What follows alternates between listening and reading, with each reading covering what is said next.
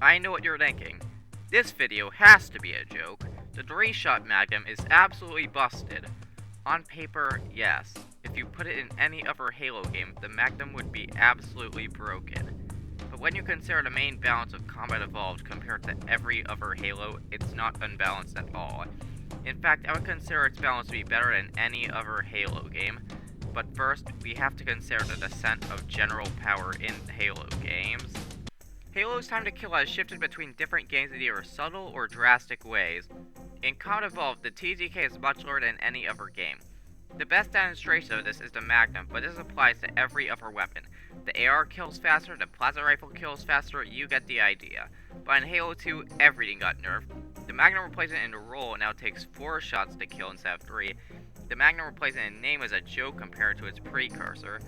The plasma rifle takes 6 shots to break a shield instead of 3. Grenades have less blast radius and damage, and so on and so forth. This was probably because of dual wielding, which is hard to balance because you need to make sure weapons aren't useless while using only one, but not overpowered when using 2.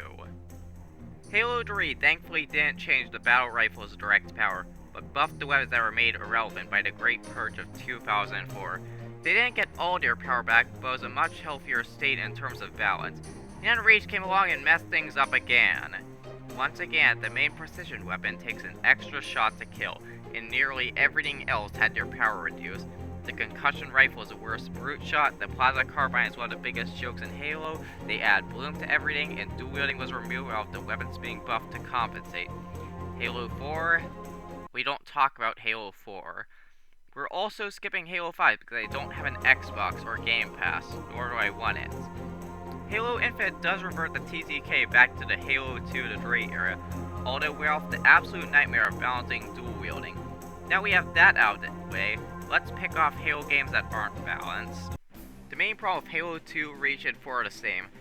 Barely any of the weapons that aren't a power weapon, precision weapon, or the plasma pistol are actually viable. Not only in Halo 2 is everything nerfed so significantly, while the BR is still very strong, but the battle rifle has button combos only it can do. In Reach and 4, the precision weapon is still better compared to everything else. How do these massive imbalances happen? Dual wielding. From the transition to Halo CE to 2, every dual wieldable weapon had to be nerfed to make sure that dual wielding doesn't become overpowered. In combination with a general heightening of the time to kill, certain weapons were unrecognizable from their former power. The main exception was the plasma pistol, as the weapon's defining ability in the charge shot was unchanged. The same thing happened for Reach, but in reverse. The DMR takes 5 shots to kill rather than 4, and dual wielding was removed without compensation for it. The main exception is the Magnum, as it got buffed instead. Also the plasma pistol, because the noob combo never dies. Until Infinite, but I'm getting a bit ahead of myself. But it wasn't just the weapons that were used for dual wielding that got kneecapped. Everything got purged. The assault rifle is worse, the concussion rifle is inferior to the brute shot, the focus rifle is worse than the sentinel beam, and once again, bloom was added. So, what did 343 do with this already damaged game state? Add loadouts to the game, and not just pick an armor ability which already damaged the game enough, full-on Call of Duty loads, where everyone could start with a plasma pistol or plasma grenades, dealing the finishing blow to the already dying vehicle sandbox. And one of these weapons is the bolt shot, which can, let's see right here, charge up a shotgun blast that's stronger than, oh, I don't know, the actual shotgun! They add playlist wealth loadouts down the line, but the damage was done. You can't just make a game balance around loadouts, suddenly have a new system. Now you messed up the balance even more. This is just a tip of the iceberg when it comes to Halo 4's problems, but we'll stop here. Let's look at 343's latest attempt at balancing a game. With Halo Infinite, one of the main things that was praised during the beta was that every weapon was viable in one way or another.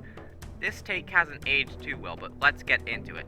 The first one was that you can't just make everything perfectly balanced, that's not going to happen. For more information, check out this previous video I made, but the short of it is that most of the attempts to get there are going to cause certain tools to have their identity stripped away. Take the Mangler, for example. Competitive players complain about the Mangler's one-shot, one-melee capability, so they nerf the entire sandbox, except for the power rifle, because that's apparently the weapon that they want to worship. And the Mangler is still heavily complained of the pros, so we got nowhere! The second flaw of 343's balance is that it doesn't count skill into the equation. Certain weapons like the Stalker Rifle are pointless because of the bad skill to kills ratio. Why have all this effort with a Stalker Rifle when I could get a perfect BR kill by aiming at the body? Oh wait, did I mention the Battle Rifle could headshot while aiming at the body due to the recoil? Yeah, that makes sense. Also remember what I said earlier about the Plasma Pistol? Now it has no EMP and bad tracking, making it nearly pointless. One final issue with Halo Infinite is that there are too many weapons that are nearly functionally identical, causing some redundancy. You have two weaker snipers in your game with the Shock Rifle and the Stalker Rifle, with one clearly being better. You're not going to be changing your playstyle when using the Bulldog or Heatwave, which are both shotguns that take a single shot and melee to kill at point-blank range, and 2 to 3 shots at general close range, which by the way inadvertently breaks the energy sword by making it have no counter, while it's already strong with sprint and grapple hooks in the game. So Infinite just isn't it. Let's look at the good old fan favorite, Halo 3. One of the reasons people favor Halo 3 is because it's generally better balanced than the other games. The Battle Rifle isn't as dominant as the other Halo games due to the bullets being projectiles, and the power level of the lesser weapons have been bumped up. The Brute Shot went from kind of being a meme to an actually valuable weapon every time you want to roleplay as a mutant menace. The Plasma Pistol got a nice nerf to bring down the noob combo a notch, and it feels like almost anything has its niche. However, it's still not perfect. You can attribute things down to certain tuning, but the Battle Rifle is still incredibly dominant. Why is it that way? Well, I forgot to mention something around the Halo 2 part. They made it so that when shooting a shield, the headshot and the body shot damage are the exact same. And this is how the precision weapons work from every Halo game onwards, including 3. However, there's one game that has a main precision weapon that does separate headshot and body shot damages. If you read the title, you know where this is going. Halo CE's Magnum may kill super fast, but you're not always going to be getting 3-shot kills, unlike in previous Halo games where it's easy to get the optimal kill time. But that still wouldn't matter if the other guns have similar kill times to the other Halo games. But that's the thing, they don't. Every gun kills significantly faster in any other Halo. The Assault Rifle kills faster, making it better in close range. The Plasma Pistol is good for draining overshield due to your abundance in combat evolve, as is the Plasma Rifle. Additionally, the Plasma Rifle also has extra utility in closer range due to its increased power and the ability to slow down enemy players. And the power weapons are power weapons, enough said. The only exception is the Needler, which really doesn't have a use, but almost 90% of the sandbox being viable is very good, considering most of the other heroes barely get to 50%.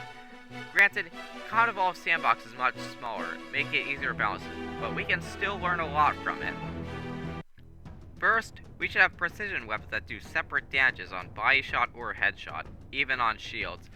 This makes niche weapons more viable and adds to the skill ceiling of the game. Secondly, give weapon utilities. A good way we can balance dual wielding is to go with Halo 2 power levels, but give the weapon new utilities. We can bring back the Plasma Rifle stun, make the pistol have a faster deploy time, and we can brainstorm something for the Spiker or SMG. Like, I have no clue what to do from. Somebody find a good idea. Finally, we should balance around skill.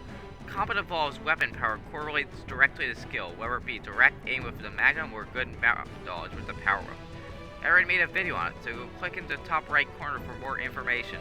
But here's the $1 million question. If Combat Evolved is so balanced, why is there a stigma around it that it isn't? My main guess for why CE is seen as unbalanced is drastically higher time to kill, which is unlike any other Halo game, considering none have tried to lower it to the extent of Combat Evolved. Because of this, Combat Evolved plays unlike any other game, as the gap between 1 and 2 can be arguably bigger than between 3 and Reach.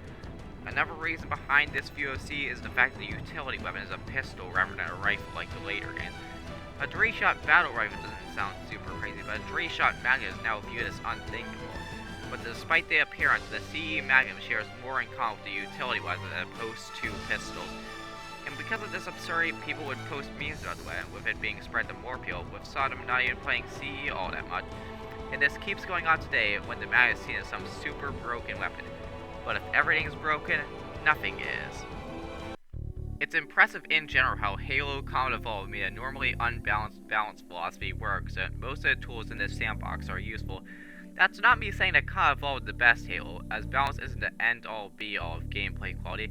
Personally, I still like Halo 2 and 3 more for their bigger sandbox while still adhering to the golden triangle and arena gameplay. But if you dismiss C for being an unbalanced mess, give it a try. Get creative. Just because the Magnum is the most consistent weapon doesn't mean it's always the best. Thanks for sticking around, and consider leaving a comment below and subscribing, as it can help a small channel like mine out.